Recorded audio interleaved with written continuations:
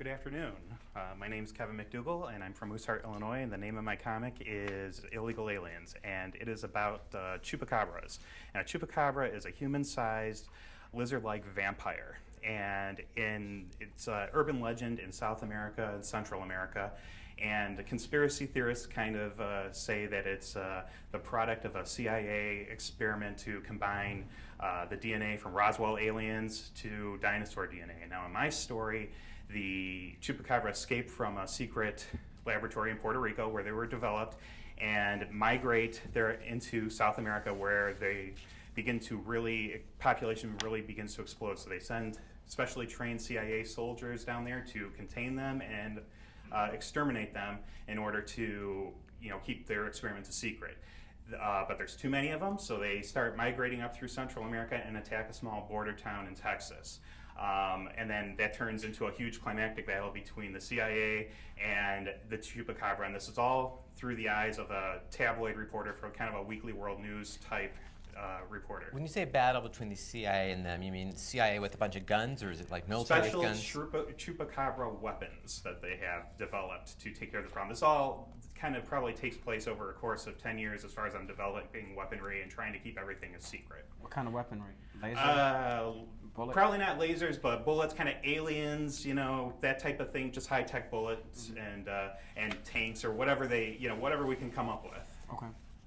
The reporter kind of comes to this with his own baggage, into the story that all ties in at the end, and that's pretty much it. I've been, there's a writer I work a lot with who lives half the time in Spain and half the time here. Okay. 7 years ago he talked about this chupacabras, what was going on with those. That is there's a great movie in that. So I think you're onto something great and really exciting, and but it is also real thriller. It's meant to be played for kind of, it's not comedy. It's like played as a real suspense kind of action thriller. I think you could do a suspense action thriller with some comedic overtones with the actors. Like my main character, I see him kind of as kind of a cynical, but kind of like a likable wise guy, who kind of like, if I think like Bill Murray earlier in his career, maybe where it's serious, but he kind of like makes some cynical quips, because this reporter they have doesn't really believe any of this stuff. He's coming from a background of real news where he kind of ended up losing his job, and the only thing he could get, was this job working for this. But when he sees these teeth, I bet he starts to believe, huh? What's that? When he sees these teeth, he starts to believe. Yeah, huh? when he sees the teeth, when he actually accidentally stumbles onto a nest of the chupacabra, then he's a believer.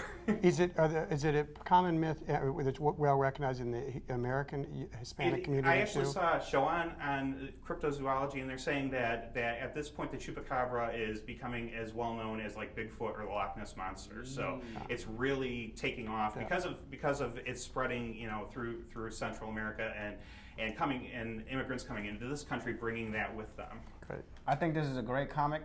I think a better horror film. Yeah, I think I agree. It would make a great comic, and I think it would make a fantastic movie. And yeah, I love your choice of reading with Hero by Night back here. It's a great comic. I love that idea. It's wonderful. Well, the creator's right I there. know. Do you guys want a hug? I love it. Hey, thank you very much Thank for you, coming. Kevin. Thank you very much.